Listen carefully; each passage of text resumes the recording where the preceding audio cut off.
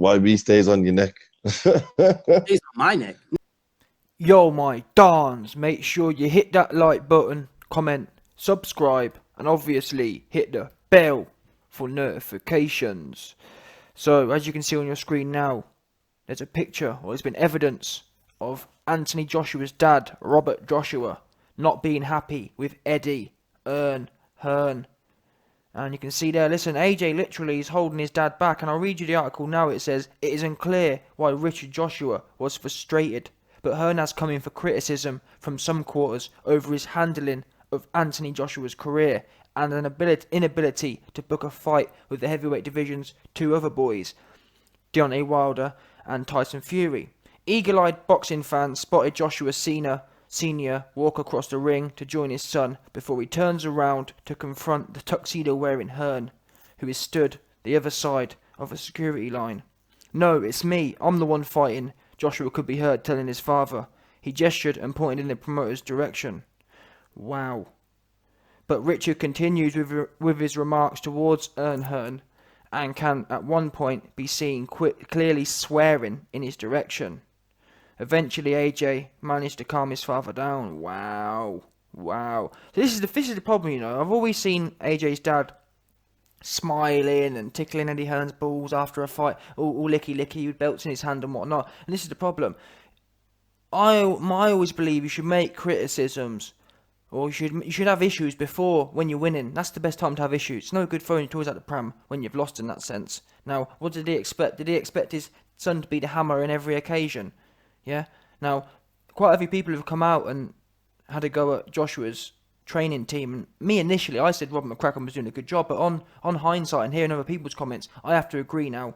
Yeah. Shout out to my dog DT3 the Boom Man, because he said, listen, from what I saw on Joshua's pad session, he was not throwing enough.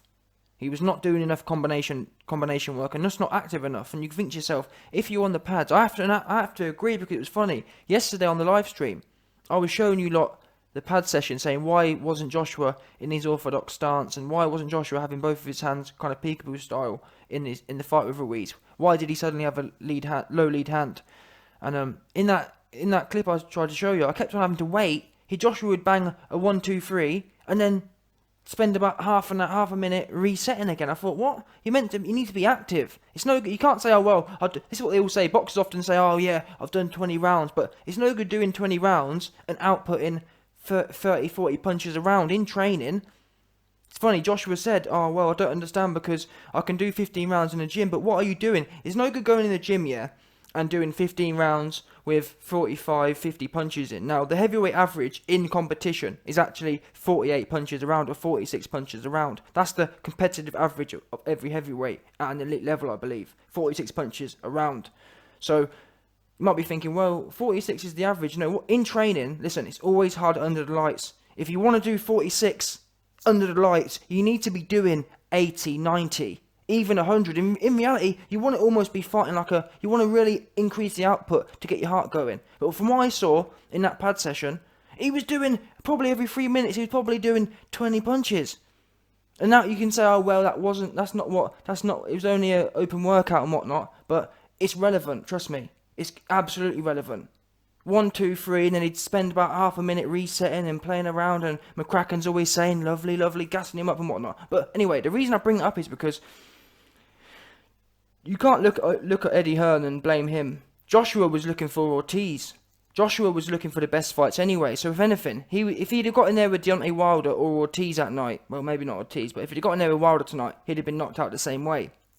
He needs to be looking at Joshua himself and his training team. Eddie can only make the fights. And let's be honest now, no one was saying Ruiz was a bad fight, or no one was saying Ruiz was too risky. If anything, people wanted more risk. People wanted a better fight in that sense. And if his dad had a problem, but then again, we don't know. Maybe his dad did have a problem with Ruiz.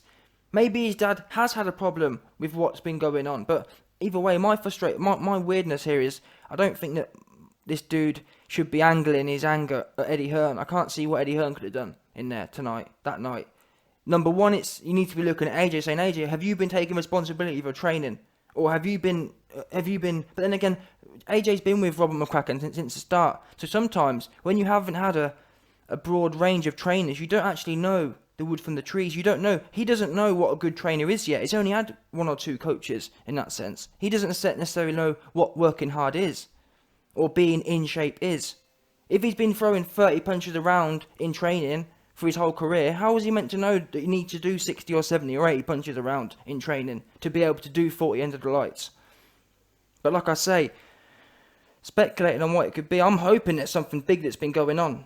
In my heart, I'm hoping that AJ's dad's knows something we don't, and that's the missing key here. But from what I've seen, from what Eddie Hearn said and AJ said, it doesn't sound like there is anything wrong. But his dad just seems like he's a bit angry that his son got whooped in New York. But I'll tell you one thing that was interesting. Derek Chisora came out, and I'm going to do a video in this in its own right, but Derek Chisora came out, and he said in a post-fight interview, he said, listen, on IFL, he said, listen, I'm not happy. There's been some things going on. I'm not going to talk about it on camera, but he didn't say what it was, but I'm telling you now, AJ's never lost before, so we don't know, but why would Chisora be saying that? I've been saying this in every video, I think there's something we're missing here. On that performance, I don't care what no one says, you can call me an AJ fangirl all you want, fine. I'm just saying, if you can sit there and say, yeah, that Joshua looked like he normally does in that fight, then that's your business. I'm telling you now, I'm unbiased, I don't care what no one says. From what I saw in Joshua in that ring, he did not look himself. He comes out and he's backstepping the whole time. He's backstepping trying to be Ali and Tyson Fury. I've never seen him do that, even in the Povetkin fight.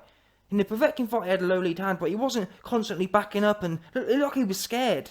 Now, I think maybe it might have been Bruce Vane or someone's basically said that potentially, or who was it? No, sorry, Dave Allen said that Joshua looked like he might have been whooped in sparring. Hence why he looked very cautious, which is true. If you get beat up in sparring, you're not going to be very confident coming into the fight. That could have been true. And what do we know? I didn't report on it, but there was a gash above AJ's eye, and he said it was physio. I mean, that's not a good sign. If he'd have come out and said, listen, it's boxing, I got bashed on the side of my head, that would be fine. But the fact that Joshua was covering it up with fake lies, listen, no physio gives you a bruise above your eye. Even them suction things, which you put on your body and it sucks the blood in, even them, you don't put them on top of your chin. There's no muscle there to recover in that sense. So unless someone can explain to me, what physio could he possibly be doing on the bony part of his what part is it? Of his cheekbone. What physio could you possibly be doing on a bony cheekbone? God knows what. And that's what I'm saying. So that there shows not much. That shows that potentially there was something going on in training camp. But like I keep saying, all of this is to do with training and training camp. And that's what I believe now. I'm sorry. Something's not right. Whether it's structural or fundamentally, i.e., I don't think that, bottom line, based on AJ's conditioning, I don't think McCracken and Joshua's team know how to get someone in proper shape. Number one, he shouldn't be coming in the ring more than 240, 235. That's the first thing. He doesn't need to be that damn big. What for? He doesn't even want to fight on the inside. That's what I don't get. If you're going to be that big, the whole point of being that big is to plant your feet and tuck your chin down and bang with him.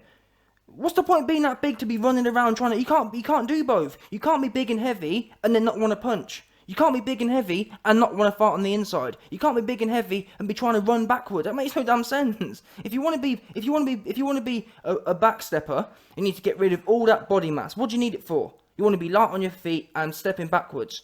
This dude, he's got it all wrong. He's got a whole load of mass and then doesn't want to use it. If you're gonna pump weights and be powerful, you need to be powerful. You can't be... One thing we know about boxing is you can't generate, or you can, but you can't generate, or you generate less power going backwards. What's the point of having all them muscles if you're going to go run backwards and take half the ding out of your shots? And that's what I couldn't understand. He comes in relatively heavy for the last few fights. He weighed 240 versus Joseph Parker. 7 pounds. It's a lot of weight. Of pure muscle as well, may I add. Comes in 7 pounds heavier. And he's backstepping. And no wonder he got gassed. But either way, like I'm saying, this all comes down to training, in my opinion. It's got all these... I mentioned this the other day, but he's got all these sports science people. And this is the problem with him. In my experience, as I say, I've been to international level in sport. When you get to a certain level, you start getting all these different sports people that start coming in, and they start taking all this technology down. They start writing all these things down and start telling you, oh yeah, well you don't need to work this hard. You need to do less of this, and they all got these. Oh, this study shows this. Sometimes you got to get in there. What have we got to do? 12 3-minute rounds. Well, I know I need to be doing 40 punches around in the fight. I need to make sure I'm doing 120 in training or absolute max. And that way you can go into the rings thinking, you know what? I know I can do. It's no good doing in training what you need to do in the ring. In that sense, you need to be doing multiples more in training, which Joshua clearly isn't doing. I don't believe. Maybe I'm wrong. Maybe we go to Joshua's training camp and he's doing 100 punches in sparring and 100 punches around on the bag, or 200 on the bag. Really, you should be doing 130 punches because it's so easy on the bag. Maybe that's the case. Maybe I've got it wrong and it is just completely different under the lights. But I don't believe it. Not the output he was doing. He was putting 20 punches out, and they weren't even deadly shots. They were literally tapping it out, and he was gassed, completely gassed. I don't get what no one says. You don't get that tired if you've been training for it. I'm sorry. It's almost like he's in training. He's been planting his feet and standing there, and all of a sudden he turned into a runner overnight. Which makes sense, because one thing, no one's explained this to me yet. Explain to me why in the open workout. Explain to me why he had both hands up. In the open workout, he had both hands up. Orthodox. In the open workout, he had both hands up, and whilst his output was low, he had both hands up, and he was constantly coming forward on the pads. 1, 2, bang. 1, 2, 3. Always coming forward. But then in the fight, he drops his lead hand, and he's always going backwards. You're meant to train what you want to do, and that's what I rate Fury for in that sense. What does Fury do? When we see Fury on the pads, we often see Fury, or we always see Fury. You'll always see him pivoting backwards, or stepping backwards and double jabbing, triple jabbing, whilst going backwards. That's how he fights. You'll see Ben Davison coming forward with the pads. That's how he fights. With Joshua, you see him coming forward, both hands up, but in the fight, he's backstepping, and he's backstepping with a low lead hand. I'm sorry, that'd make sense. If you've been training, I'll tell you now, going backwards in boxing, in my experience, is a complete different sport. I'm telling you. You wouldn't believe. You think to yourself, oh, you're only stepping backwards. It completely gasses you out. When you've got someone pressuring you and you're constantly going backwards, it tires you out. Even just catching shots. You don't even have to be throwing shots. Just catching shots and having to be visible and having to be alert. It gasses you out. And I'm not a 6'6", 250-pound man. Yeah? So if he hasn't been training, which I can't imagine he is. I can't imagine Joshua's training, running backwards, trying to be Ali. But anyway, that's for another video. Bottom line is, his dad's barking at the wrong tree here. The training camp is where he needs to be barking, not Eddie Hearn's fault. He did what he had to do here. He couldn't have, put it this way, could he have brought someone worse in than Ruiz? I don't think so.